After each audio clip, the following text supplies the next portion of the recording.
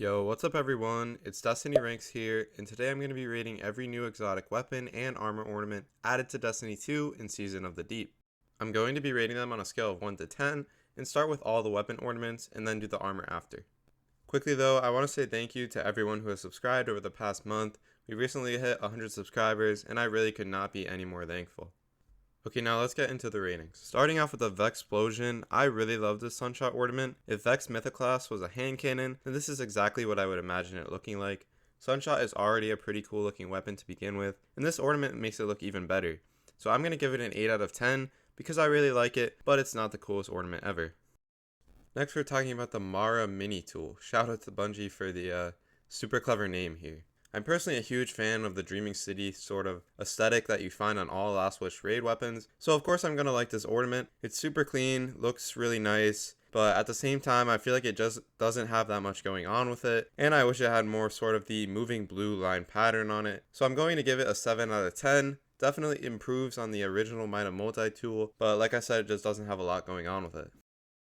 The Outrunner is the new ornament for the Arbalest, and I would say it's fair to call it an upgrade.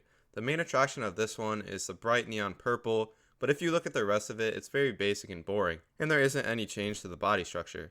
I like the color scheme, but I definitely think they could have made this one more interesting, so I'm going to have to give it a 6.5 out of 10, better than the original, but I think it had a lot of potential and just fell short.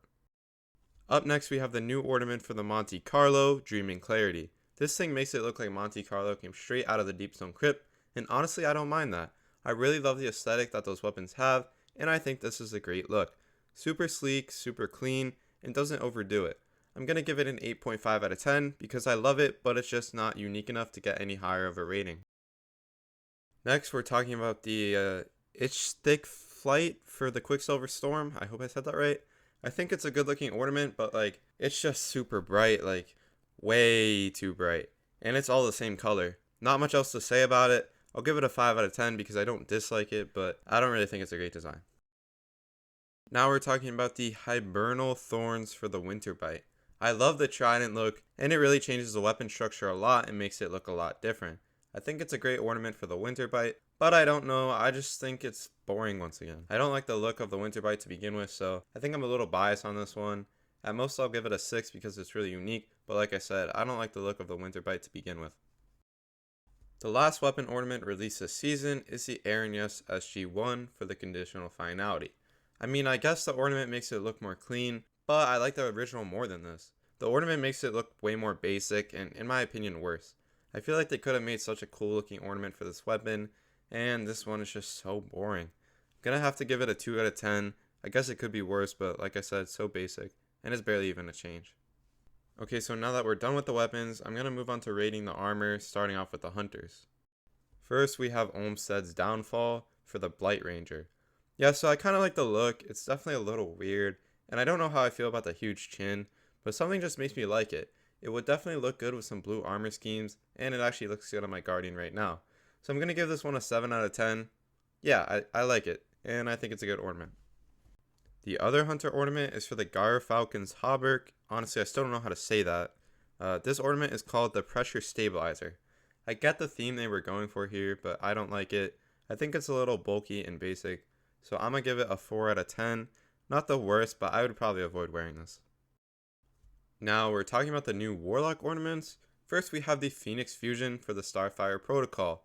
This is a great ornament and makes the Starfire actually look good.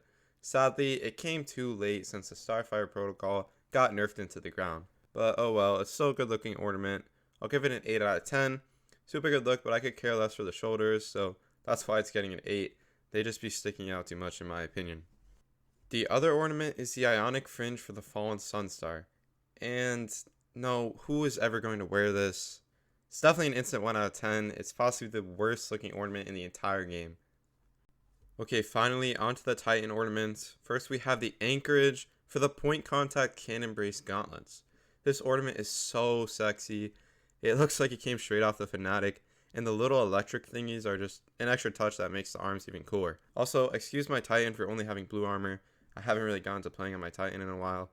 Anyways, I love this ornament, and it definitely gets a 9 out of 10.